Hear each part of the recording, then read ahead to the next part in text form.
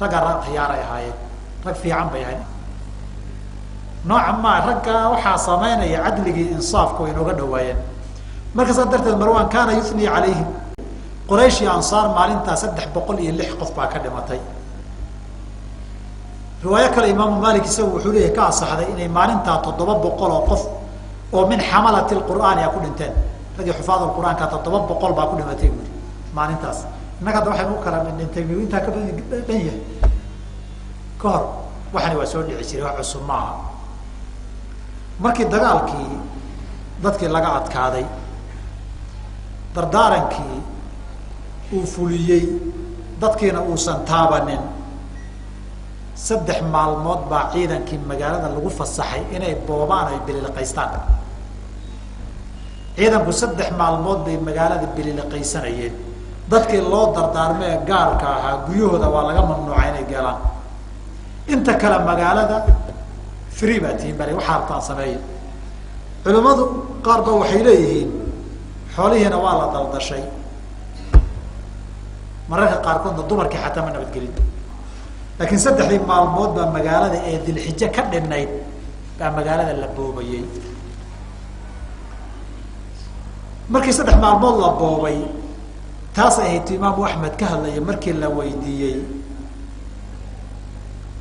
يزيد بن أبي معاوية وحول هو الذي فعل بالمدينة ما فعل ومدينة لك وحو كسمي كاسعي وما فعل قال نهبها وبوبي نلا يرادو نافع مولى بن عمر نسوي حوليه هي مسلم مركو نقب صدي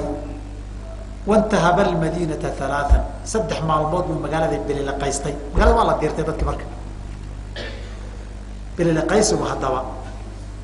هذا ودادada meel soo galo waxay bililiqaysteen qolo ma dhaxaasay ku calaacalaysaan maqlayeen marka waa hore ciidan meel soo galo lagu fasaxay oo qiyam iyo awaamir adag oo xakameynaysa jirin inay wax boobaan waa shay dabiici ah dad badan baa la leeyahay marka maalinta dadka ku dhintay Abdullah ibn Handalah al-Ghasil baa kamid ahaa saxaabiga Abdullah ibn Zayd ibn Aasim aadaanka wariyay وضوء ويسد وريان له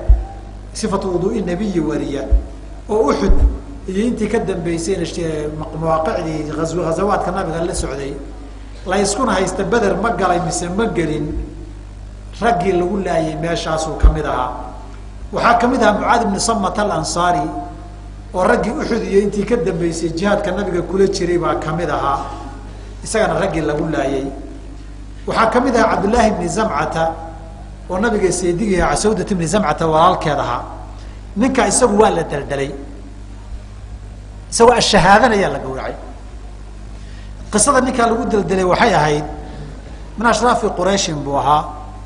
نبي عيسى مركا قاركود مركا قولي الله هو إيمانا يسقى يرد تشوي تشري وصوفة سحر تشري هبل المسودة ياودي تشري مسلم بن عقبة الله كاني مسلم بن عقبة وحو سميي dadkii buu Yaziid bay'a uga qaaday laakiin bay'adu maxay tahay inaad annakum abidun li Yaziid ibn Muawiyah yaf'alu fi dima'ikum wa amwalikum wa a'radikum ma yasha wuxuu doon idinka sameyn abidun li adoomadiisa inaatiin bay'a ku galay Abdullah ibn Zam'ata loo keenay markaas wuxuu ku yiri bay' ala annaka khawarun li amir al-mu'minin يحكمه في دمك ومالك ديجاغي مالك امير من حكمه وان ادون وتahay beecada ku gal markaas wuxuu ubaayicu ala alkitab والسنه kitabka iyo sunnada beeca kula gal وانا ابن عم امير المؤمنين امير المؤمنين ما غير بانه يحكمه في دمي واهلي ومالي حكم ادوره لكن beecada kitab iyo sunna kula gal horeyna saaxiib bay u ahaan jiray Abdullah ibn Zam'a Yazid ibn Muawiya markuu sidaa yiri وحيد والله ما أنا ما أنت تاكو عفين عبد الله يوم سوي استاتي صق سوي شهادة يا قارت الله شري قتل صبرا كاسة لدلدلي وليبه وحال كان السحابي كان معطي من السنان الأشجعي وفتح مكة تنت شوقي أنت كده بيسي مركي الله كان يسرحون معطي من سرق الدجال كأذ وشريبوها ومعقل من السنان واهرة وحبان أحمرين واهرة isagoon maamul iyo mas'uuliyad loo dirin bay is arkeen muslim baa yiri macqil oo ka waran Yaziid wuxuu wallahi inahu layashrabu alkhamra wayafcalu lfujuura waa shaarib khamri zani abu ku yiri markaasuu wuxuu yidhi laakiin warkaa lafahaygaan u baqiyayaan hay sheegin wuxuu ku sheegi maayo laakiin wallaahi aladi laa ilaaha hayruhu baa ku dhaartay waa muslim ninka leh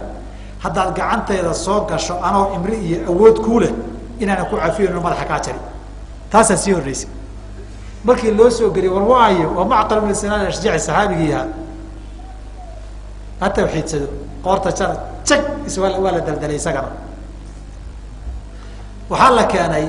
محمد بن ثابت بن قيس ثابت بن قيس بن شماس خطيب رسول الله صلى الله عليه وسلم رجل جنada loo balan qaaday wiilkiisi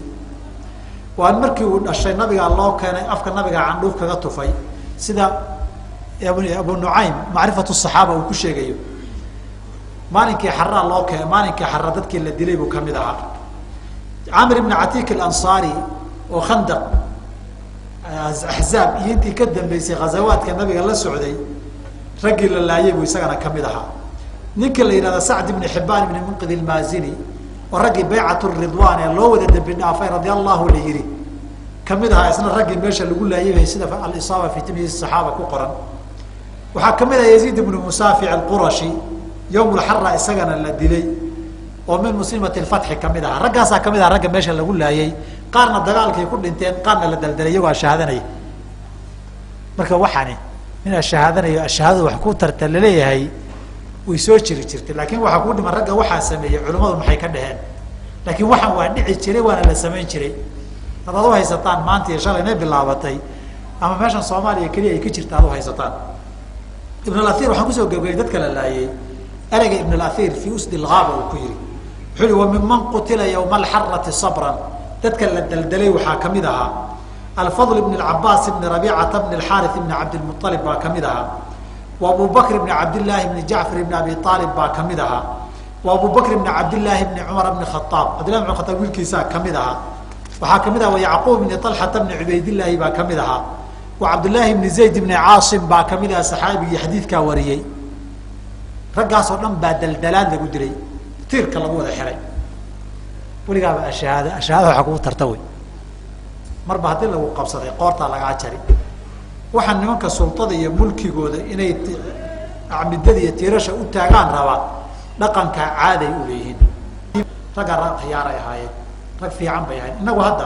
hadaynu koox inagu awad isgafno oo inuu isdagaallo